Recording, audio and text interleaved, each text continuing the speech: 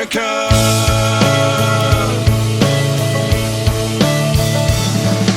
He loves his wife, and she's that wife that decorates on the 4th of July, but says every day